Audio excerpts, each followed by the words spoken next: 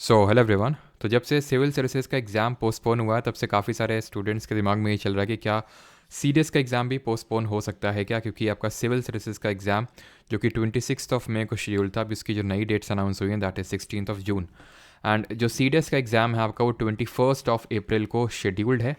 And 19 अप्रैल से, जैसा कि अभी इलेक्शन कमीशन ऑफ इंडिया ने अनाउंस की हैं इलेक्शन की डेट्स, ठीक है। लगे हाँ तो जरा ये भी बता दूं कि इलेक्शन कमीशन ऑफ इंडिया कब एक मल्टी मेंबर्ड बॉडी बना था, क्योंकि इस बार क्वेश्चन आने के चांसेस हैं election commission of India, delimitation commission, इन सब से, ठीक है। And election commission of India से इसलिए भी चांसेस बन जाता है बिकॉज अभी आपको पता है दो जो हमारे इलेक्शन कमिश्नर्स थे वो जा चुके हैं और दो नए इलेक्शन कमिश्नर्स आए हैं अभी, ठीक है। तो 19 अप्रैल से एग्जाम मतलब कि इलेक्शंस हैं और 21 अप्रैल से एग्ज़ाम आपका 21 अप्रैल को शेड्यूल्ड है। और तो डाउट ये है कि सीएसई की तरह ही जो सिविल सर्विसेज का एग्ज़ाम अभी पोस्टपोन हुआ है, तो क्या उसी की तरह आपका ये भी एग्ज़ाम पोस्टपोन होगा क्या? तो देखिए, सिविल सर्विसेज की अगर आज हम बात करते हैं तो अगर मैं सिर्फ पिछले साल के डेटा को ही लूँ, पिछले साल मतलब 2023 का, तो 13 लाख लोग सीबीएसई में अपीयर हुए थे। सीडीएस की वहीं बात करूं, ठीक है साल में 2 बार होता है, लेकिन एक टाइम पे तो एक मतलब जितने लोगों ने फॉर्म भरा था उतने ही लोग जाते हैं ना। तो सीडीएस में 6 लाख से ज़्यादा फॉर्म ही नहीं भरे जाते हैं, अपीयर नहीं फॉर्म की बात कर रहा हूँ, और ये मैं अपीयर का डेटा बता रहा हूँ। तो यहाँ पे रफली कितने जाते होंगे भाई?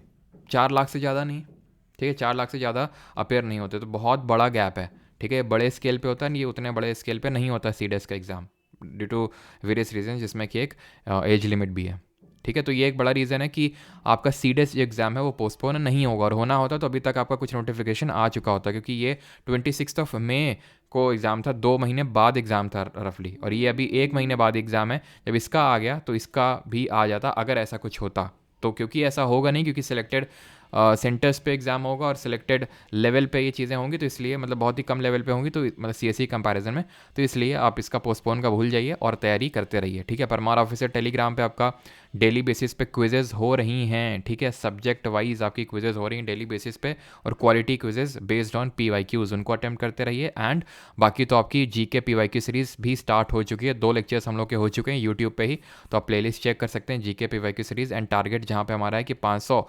पीवाईक्यूज हमें जीके के प्रैक्टिस करने हैं, और इस तरह से करने हैं सो दैट कि पूरा GK, history, geography, polity, science and environment and ecology and economics सारा कुछ रिवाइज हो जाए। और वो 2 लेक्चर्स जिन्होंने देखे होंगे उन्हें पता होगा कि किस तरह से हम चीज़ें कर रहे हैं, और कितनी सारी चीज़ें सिर्फ 2 लेक्चर्स में ही हो गई हैं, ठीक है। तो जब तक हम एग्ज़ाम आएगा हमारा, यानी कि आप ये मान के चलिए कि भाई 17 18 अप्रैल तक, तो काफ़ी सारी चीज़ें हो चुकी होंगी हम लोगों की, ठीक है, ऑलमोस्ट सारी चीज़ें। एंड बहुत लोग जिन लोगों को समागम इनिशिएटिव ज्वाइन करना है, तो बहुत लोग कोड के रिगार्डिंग पूछ रहे थे कि सर होली वगैरह का कुछ ऑफर आएगा, तो भाई चलो मैं यहाँ पे बताता हूँ आपको, CDS24 आप कोड अप्लाई कर लेना, ठीक है। अभी मैं इसको एक्टिवेट कर दूंगा, आप एक बार चेक कर लेना, एंड ये होली तक आपका एक्टिव रहेगा, तब तक आप इसको ज्वाइन कर सकते हैं विद डिस्काउंटेड प्राइस। एंड आगे फर्दर भी अगर कोई बैच आएगा तो जो लोग इसमें एनरोल्ड होंगे उनको डिस्काउंट मिल जाएगा, ठीक है।